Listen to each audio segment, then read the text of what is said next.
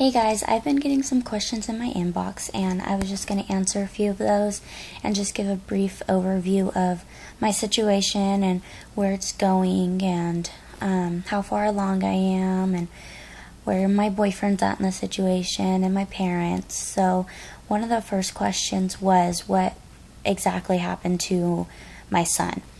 Well, I found out I was pregnant in March of 2012. I was about 2 months along. I found out I was having a boy later on in the pregnancy, and everything was perfectly fine. Everything was going great. He was perfect size. My placenta did measure on the 10th percentile of being too small, but they didn't see that as a problem. And I became 35 weeks. I went in for my regular weekly checkup, and when they did the Doppler, there was no heartbeat.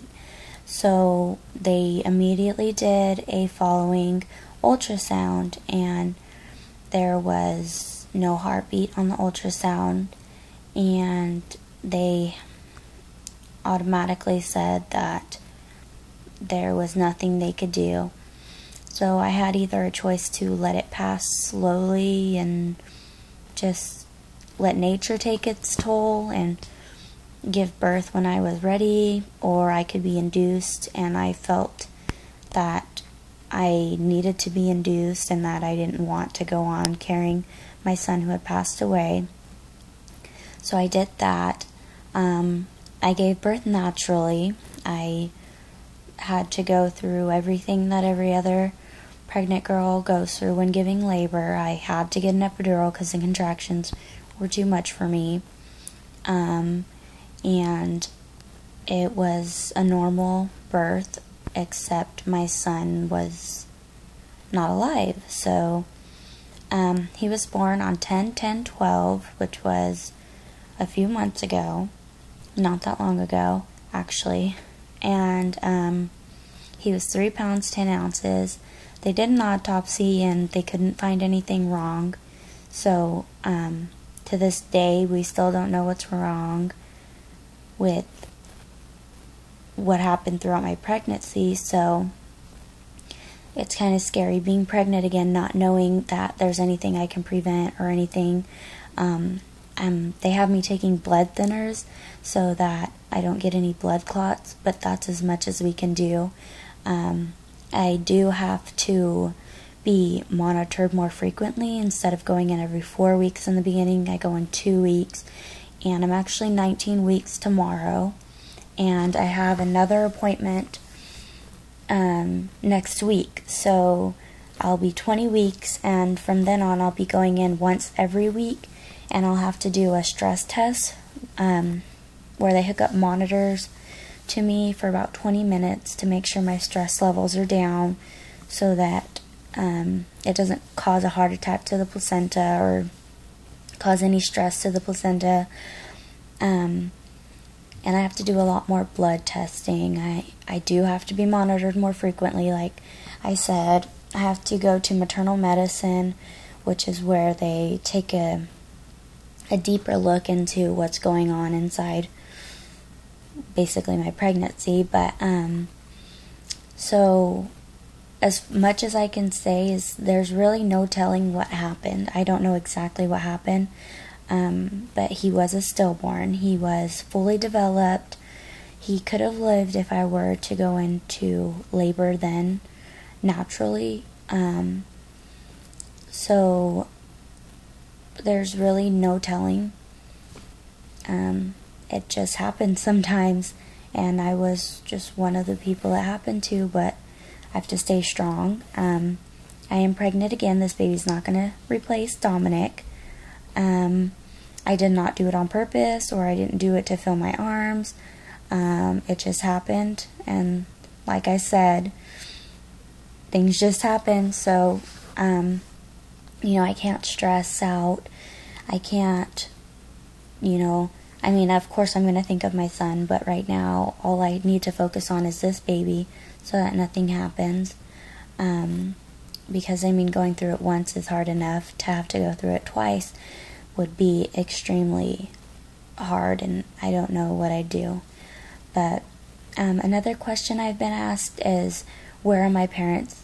My father actually passed away when I was 2 years old, so he's not in the picture.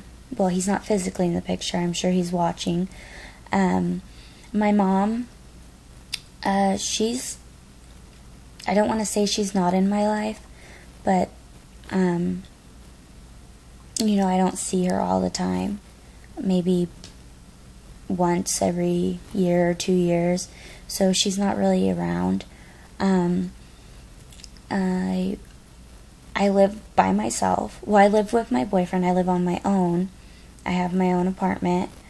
I was kicked out of where I was staying when they found out I was pregnant. So from there, it kind of went, I don't want to say downhill, but it was a struggle. It still is a struggle being on my own. I mean, I can't find a job because I'm pregnant, and it's just hard doing things by yourself without parents and stuff like that. It's not something I highly recommend. It's not impossible to do. You just have to have motivation, and your child should be enough motivation for you to want to survive and, get things on track and stuff like that. But like I said, it is hard being 18 years old, living on your own, with very little support. I also was asked, what was I asked? Oh, yeah. One of the questions I basically already answered. How am I considered a high-risk pregnancy due to what happened last time? And yes, I am. I'll be delivered at 37 weeks, so that there are no risks of getting blood clots or my placenta being too small or any complications. I don't know how I feel yet about being delivered at 37 weeks.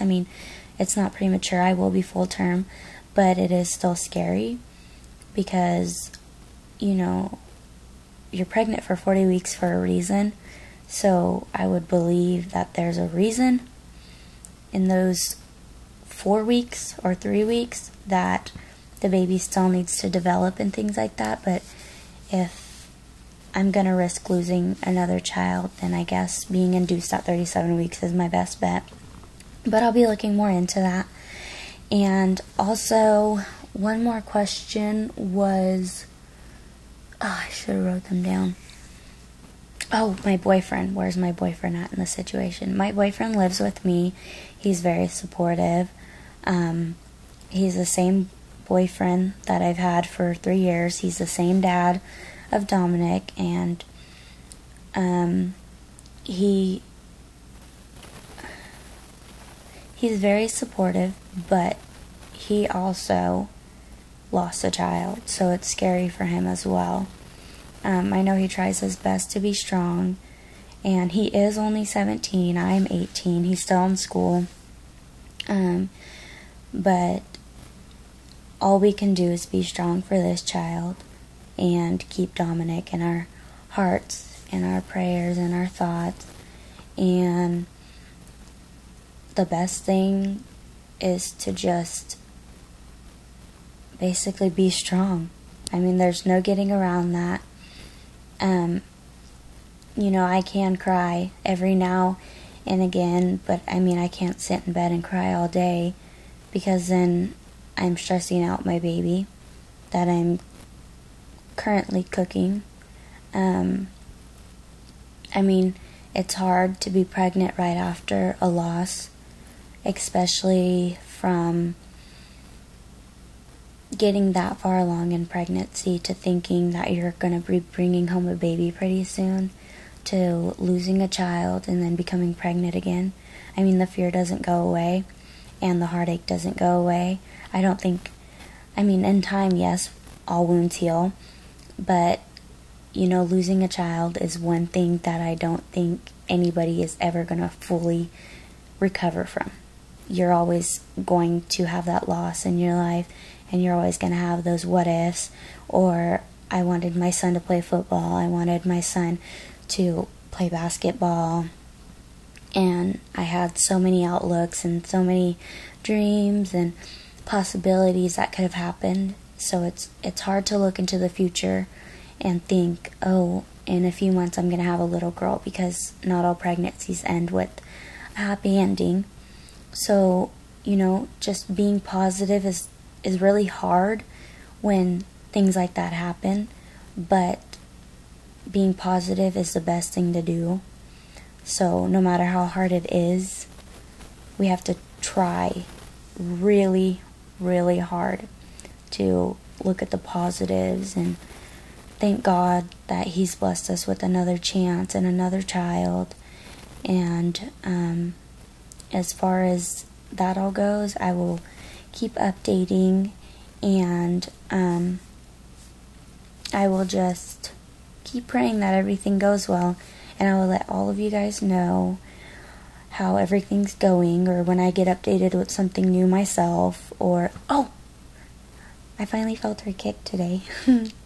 I know, I'm all blushing, but that's a milestone, and, it feels good to feel that again after not feeling it for a while and being so familiar with that feeling. So it's very